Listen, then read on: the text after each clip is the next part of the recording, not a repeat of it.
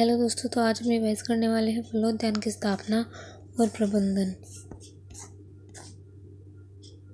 तो सबसे पहले देखते हैं रेखांकन की प्रमुख विधियाँ। वर्गाकार विधि सबसे सरल और सर्वाधिक प्रचलित विधि है। इसमें पंक्ति से पंक्ति और पौधे से पौधे की दूरी समान होती है, यानी R और P बराबर होते हैं। वर्गाकार विधि में आयताकार विधि, इस विधि में कतार से कतार की दूरी पौधे से पौधे की दूरी से अधिक होती है। वर्गाकार विधि में कृषि क्रिया निराई गुणा जुताई दोनों दिशाओं में आसानी से की जा सकती है, जबकि आयताकार विधि में अंतर फसलन के लिए अधिक जगह मिलती है।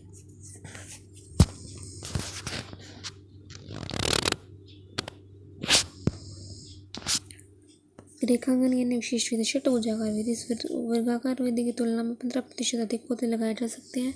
पंचभुजाकार या पूरक विधि वर्गाकार के समान है, लेकिन चारों पौधों के बीच में पूरक या स्थायी पौधा लगाते हैं, पपीता फालसा। कंटूर एसिडुमा विधि पहाड़ी या समतल अलग ढलान वाले क्षेत्रों के लिए सबसे उपयुक्त विधि है। षटभुजाकार विधि को समबाहु त्रिभुज विधि भी कहते हैं, महंगी भूमियों के लिए अत्यधिक उपयोगी है। पंचभुजाकार विधि मुख्य पौधों के बड़े होने से पूर्व ही अधिक वायु का साधन बनता है। जो पूरक पौधे होते हैं वो कंटूर सीडुमा कहते हैं। ये विधि से ढलान पर मिट्टी के कटाव मृदा पतन रोकने में सहायक है। गड्ढों का आकार। पौधरोपण का समय। गड्ढों का आकार बड़े वृक्षों के लिए 1 x 1 मध्यम फल वृक्ष अमरूद नींबू पेड़ के लिए 0.75 क्यूब और छोटे फल वृक्ष पपीता फालसा के लिए 0.50 क्यूब। पौधे लगाने से 1 महीने पहले मई जून में गड्ढे खोदकर खुले छोड़ देने चाहिए ताकि हानिकारक कीट व फफूंद नष्ट हो जाए। सदाबहार पौधे आम नींबू आदि वर्षा ऋतु जुलाई से अगस्त में लगाए जाते हैं। पतझड़ी पौधे बेर अनार अंगूर आदि वसंत ऋतु फरवरी मार्च में लगाए जाते हैं। उचित समय पर रोपण से पौधों में जड़ विकास से होता है, मृत्यु दर कम होती है।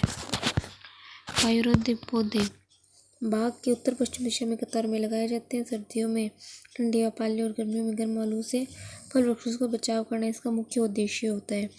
शीशम जामुन देश सिर नीम वगैरह ये सब उदाहरण है वायुरोधक वृक्षों के।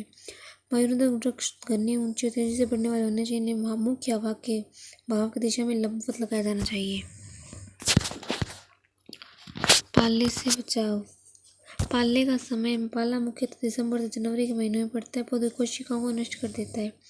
तापमान कम होने पर सिंचाई करनी चाहिए। कम करने के लिए सिंचाई करनी चाहिए। इससे खेत का तापमान कम होने पर करनी चाहिए। इससे खेत का तापमान 1 से 2 डिग्री सेल्सियस तक बढ़ जाता है। रासायनिक छिड़काव। 0.1% तक के तेजाब H2SO4 का छिड़काव करें, अर्थात 1000 लीटर पानी में 1 लीटर तेजाब डालकर। अन्य पारंपरिक उपाय। शाम के समय खेत की उत्तर पश्चिम दिशा में धुआं करना। नर्सरी या छोटे पौधों में सरकंडा टाट से ढकना। ध्यान रहे पौधों को ढकते समय दक्षिण पूर्व दिशा खुली रहती है ताकि सुबह की धूप मिले। अब फलों की पौधरोपण दूरी। आम और कटहल की 10x10, चिक्कू और लीची की 8x8 या 9x9, अमरूद नींबू संतरा पेड़ की 6x6, अनार की 5x5, केला पपीता फालसा की 2x2 या 3x3। पौधों की संख्या एवं सघन बागवानी। पौधों की संख्या की गणना कुल क्षेत्र पर बटा कतार की दूरी इंटू पौधे की दूरी से होती है। अब मान लो अब 1 हेक्टेयर में 10,000 होते हैं। 10,000 बट्टा 10x10 ये से हो गया, तो मतलब 100 पौधे लगेंगे। आम के 100 पौधे लगेंगे 1 हेक्टेयर में। पौधे। सघन खेती। आम्रपाली यह आम की बोनी किस्म जो सघन बागवानी के लिए अत्यंत उपयुक्त है। इसे 2.5x2.5 मीटर की दूरी पर लगाया जाता है। पपीते की अति सघन खेती के लिए 2x1 की दूरी पर लगाते हैं। इस सघन दूरी करने के हेक्टेयर क्षेत्र में आम्रपाली के 1600 पौधे लगाए जा सकते हैं। तो ये था आज का रिवीजन। आई होप आप सबको अच्छा रिवाइज हुआ होगा।